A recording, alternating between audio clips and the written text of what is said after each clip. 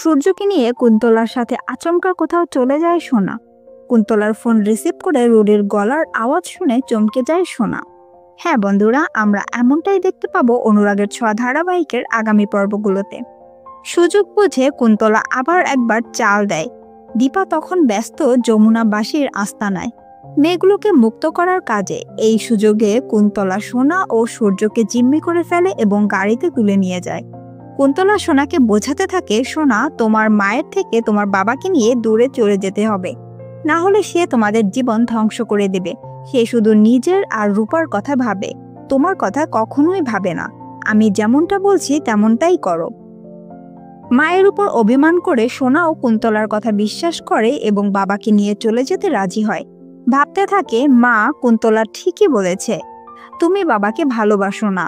আমি এবার তোমার ছায়াও আমার জীবনে পড়তে দেব না।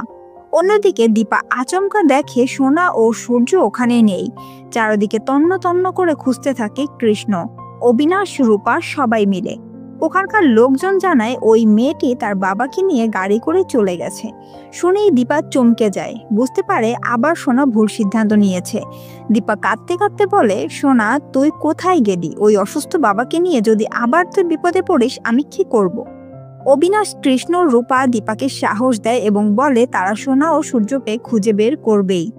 অন্যদিকে কুন্তলা সোনাকে নিয়ে অন্য একটা ঠিকানায় চলে যায়।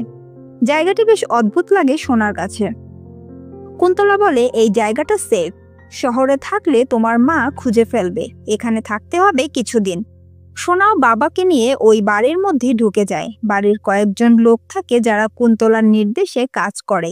সোনা তার বাবাকে সুস্থ করার জন্য হসপিটালের খোঁজ করে এবং কুন্তলাকে জানায়।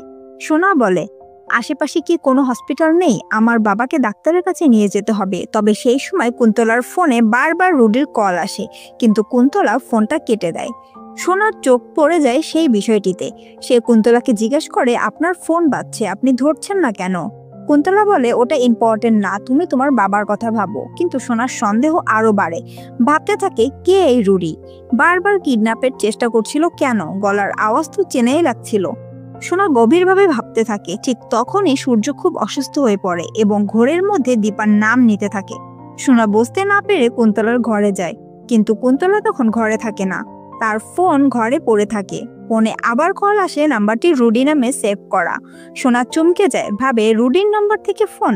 সে ফোন রিসিভ করে। ফোনের ওপাশে রুডি নিজের মাকে ভাবতে ভাবতে বলতে থাকে, মা, সোনা আর সূর্য যেন হাত ফসকে না যায়।